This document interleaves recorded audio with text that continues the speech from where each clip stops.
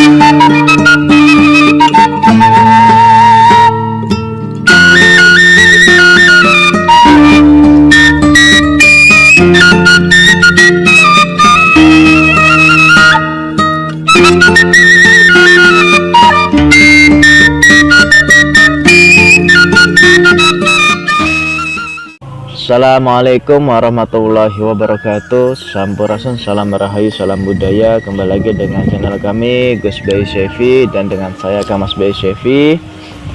Pada edisi dan episode kita kali ini, ya teman-teman, kita akan menjelaskan dan kita akan mengenalkan mengenai pusaka kujang.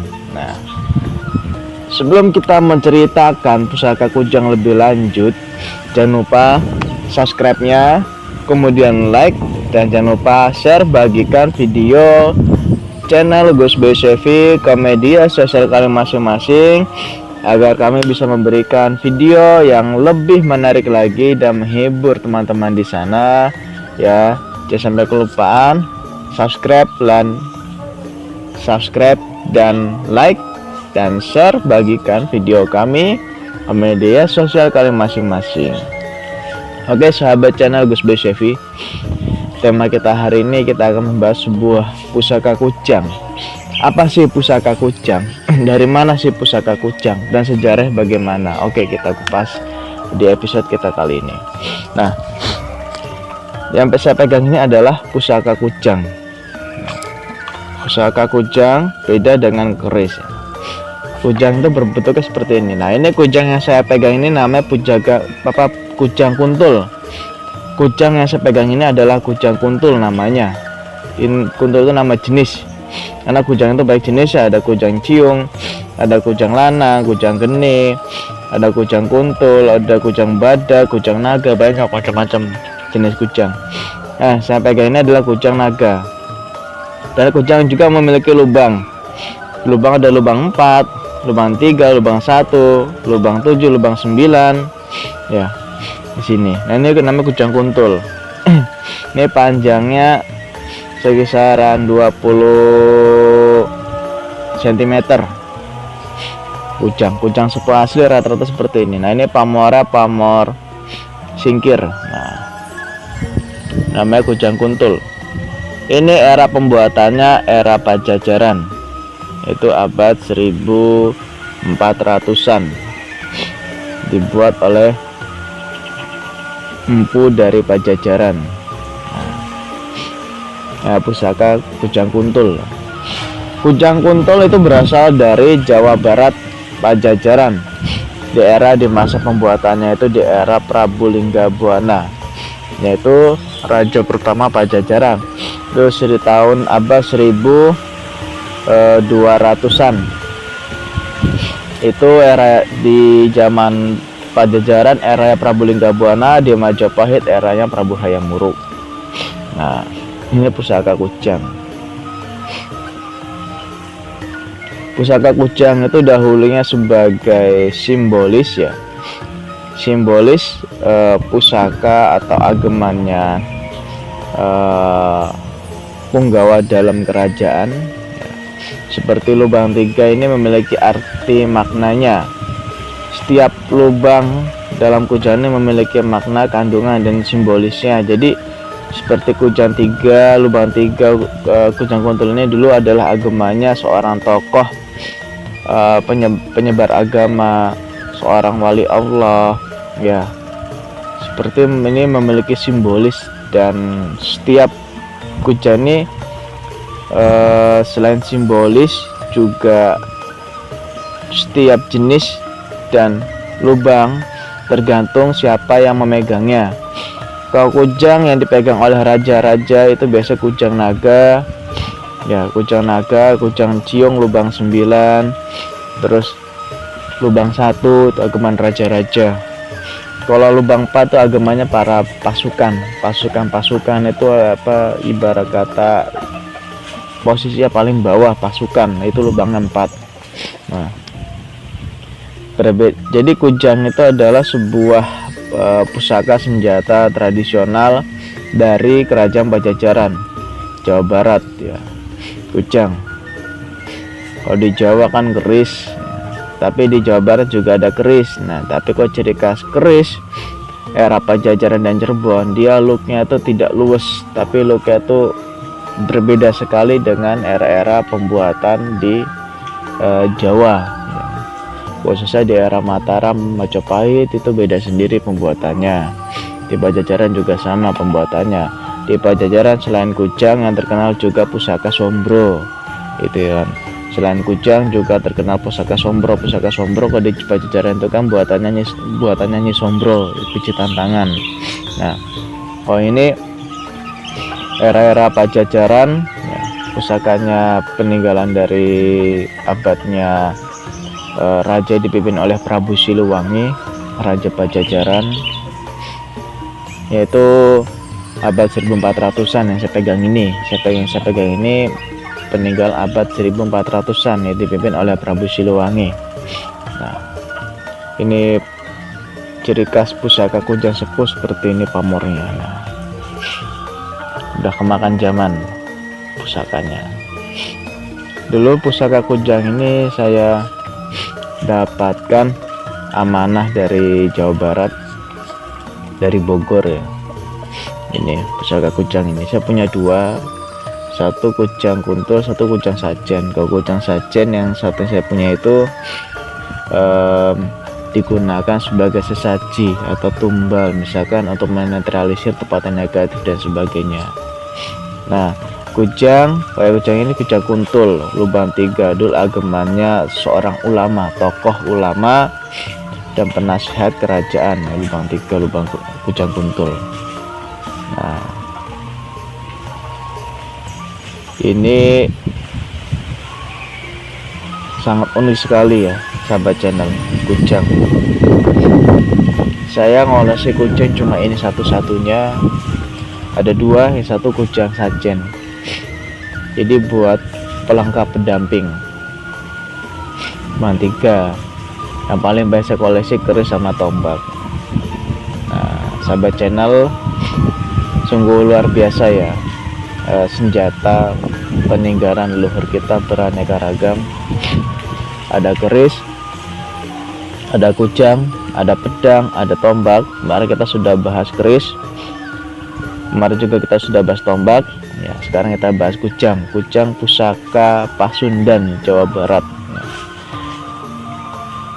Yang dibuat pada abad kerajaan Prabu Linggabuana Prabu Linggawangi, Raja Pajajaran pertama, leluhur dari Sri Paduka Maharaja Prabu Siliwangi. Tetapi saya pegang ini peninggalan abad ke 1400 eranya Prabu Siliwangi. Nah, sini sangat luar biasa tempaannya. Tempaannya materialistis, material besinya luar biasa. Ini. Nah, pusaka kalau sudah diwarangnya pasti muncul pamornya. Sahabat channel ini pamor ini. Nah, beda dengan kujang yang lainnya. Nah,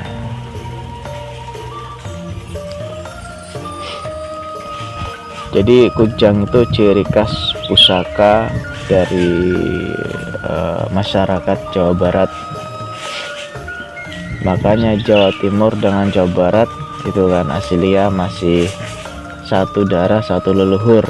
Kok bisa satu darah satu leluhur? Nah,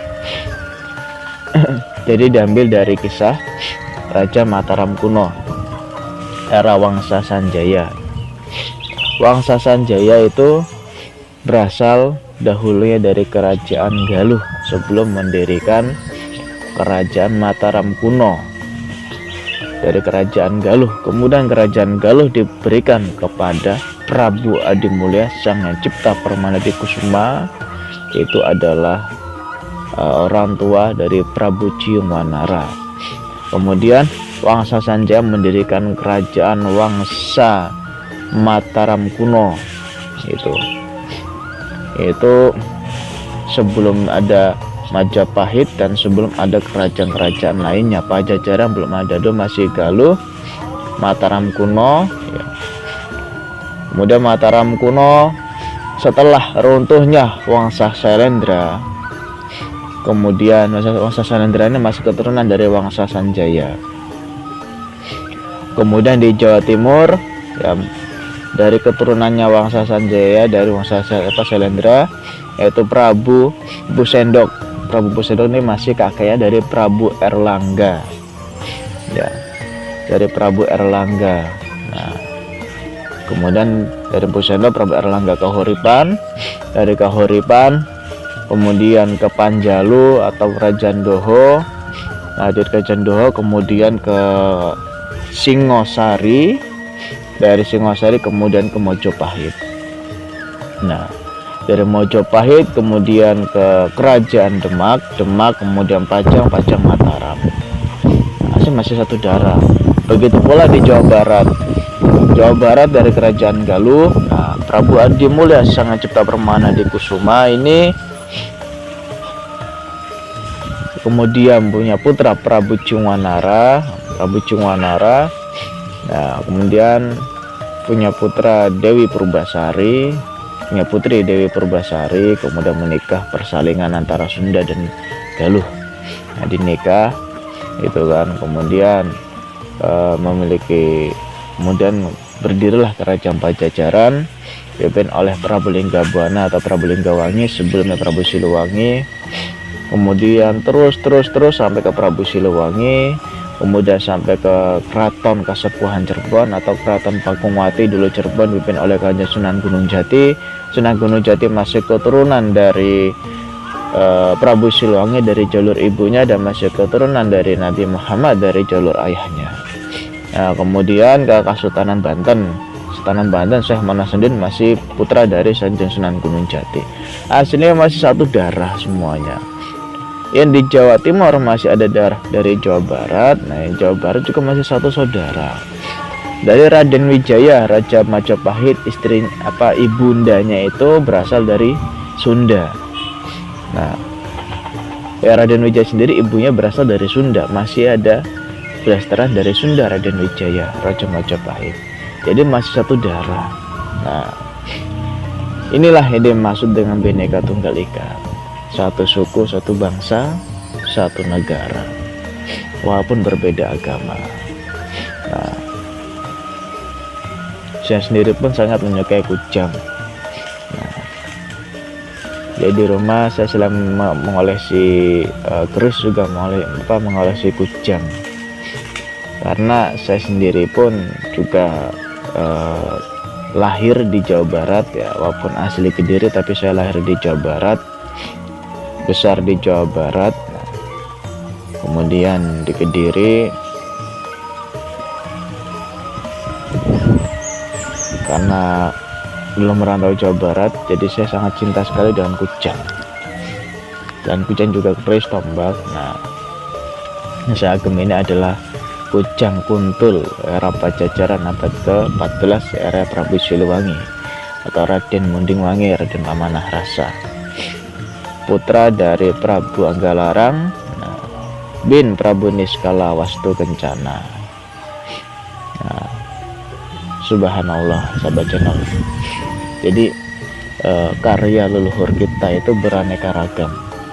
Seandainya kita sebagai putra putri bangsa, sebagai pemuda, bisa lebih mencintai, bisa lebih menghargai, bisa lebih melestarikan ya budaya, dari budaya, sejarah, dan peninggalan leluhur kita, insya Allah ya, negara kita ini tidak perlulah maksudnya itu tidak membutuhkan budaya luar.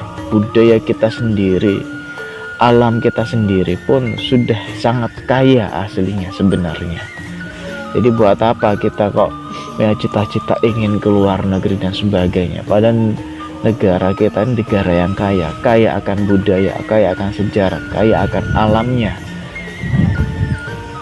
Disitulah terkadang karena kita kurang rasa bersyukur, kurang terima kasih terhadap leluhur kita, kurang bisa menghargai leluhur kita, akhirnya kita dibodohi oleh hal-hal yang berasal dari budaya luar negeri. Seperti salah satu ya kujang seperti ini, memiliki filosofi yang luar biasa. Maka di saat ini juga ya sahabat channel, kita harus bisa melestarikan, mencintai, merawat budaya leluhur kita, sejarah leluhur kita, dan senjata-senjata pusaka leluhur kita harus kita jaga, kita rawat, kita lestarikan. Jadi kita merawat kujang, keris dan tombak itu bukan untuk suatu yang hal mistis ataupun menyembah mereka, itu bukan. Kita tuh merawat, melestarikan peninggalan leluhur kita. Kalau bukan kita yang jaga, siapa lagi? Nanti misalkan pusaka leluhur kita diambil oleh negara lain, nanti pada nggak terima. Nah, maka disitulah kita harus bisa lebih menghargai, menjaga dan melestarikan peninggalan leluhur kita. Gak perlu fanatik lah, gak perlu terlalu fanatik, gak perlu terlalu bilang pusaka ini musyrik, pusaka ini syirik, ini klinik. Tidak perlu seperti itu. Wong para wali, para aulia aja dulu senjatanya keris, kujang. Seperti Wali Songo, mereka yang dibawa bukan pedang, yang dibawa bukan celurit, mereka bawa keris ini. Seperti Kanjeng Sunan Kalijogo pusakanya keris Kecarubuk, Kanjeng Sunan Giri pusakanya Kanjeng Kiai Kalamunyeng ya. Nah, dan Wali Songo lainnya punya pusaka keris semua yang dibawa sini. Kanjeng Sunan Kudus pusakanya keris Kiai Kolocokro. Nah, semua Wali Songo itu memiliki pusaka keris ya. Sunan Gunung Jati yang masih nasab Rasulullah pusaka senjata ya keris ya. Sultan Maulana Hasanuddin pusakanya juga bawahnya keris. Nah, semua itu sebagai senjata simbolis dan juga pelengkap pakaian adat. Itu seperti Sunan Gunung Jati juga berselain keris juga senjatanya adalah kujang. Maka dari itu kita tidak perlu fanatik lah terhadap pusaka, kujang, keris, tombak dan lain sebagainya. Terkadang saya suka prihatin melihat orang-orang yang tidak bisa menghargai sejarah, tidak bisa menghargai budaya, tidak bisa menghargai peninggalan leluhurnya. Seperti banyak video viral yang menghancurkan pusaka dengan menggunakan gardang, pusaka dipatah-patahin, diinjek-injek. itu salah satu orang yang tidak bisa menghargai adab, tata krama, dan etika. Kenapa bisa begitu? Kita nggak usah jauh-jauh ya. Seperti Rasulullah SAW aja masih menggunakan adat, masih menggunakan budaya. Kok bisa? Pertama, Rasulullah senang membakar buhur. Buhur itu dari kayu gaharu dan cendana. Itu kan budayanya orang Arab yang selalu memakai wangi-wangian. Nah, Rasulullah masih memakai seperti itu. Nah, jadi kita gak perlu terlalu fanatik lah, gak perlu terlalu berpikiran negatif. Nah, musyrik-syirik tergantung niat kita. Kalau niat kita hanya mengurung-urung budaya, kita melestarikan sejarah, insya Allah positif. Tergantung niat kita hasilnya. Yang penting kita satu, jangan melenceng.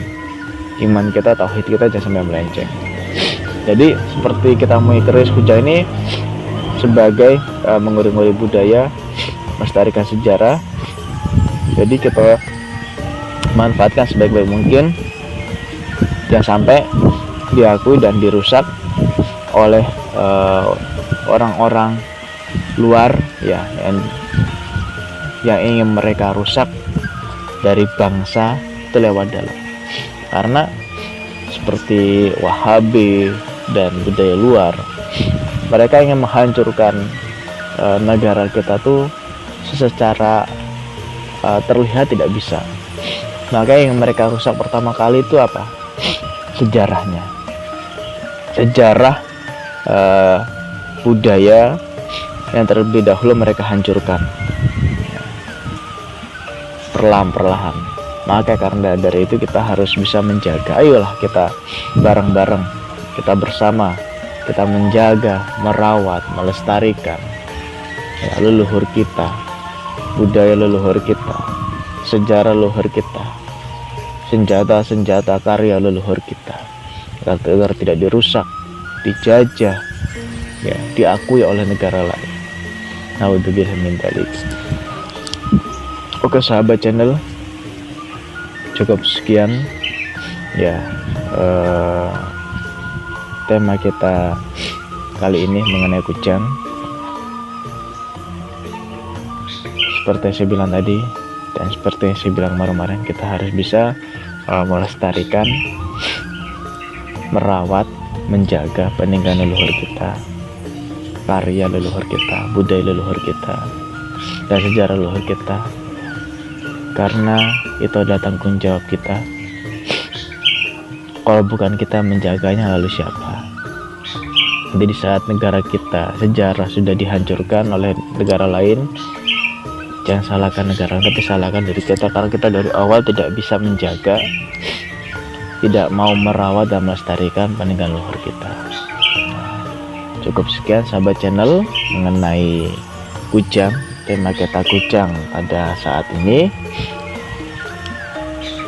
Jangan lupa like, subscribe, dan share, bagikan video channel Gus Bae Syefy ke media sosial kalian masing-masing. Ambil sisi baik dan positifnya, buang sisi buruk dan negatifnya. Apabila ada kekeliruan dan kesalahan dalam penyampaian dan ucapan saya, mohon maaf dan mohon dimaafkan. Terima kasih banyak. Assalamualaikum warahmatullahi wabarakatuh. Sampurasun, salam rahayu, salam budaya.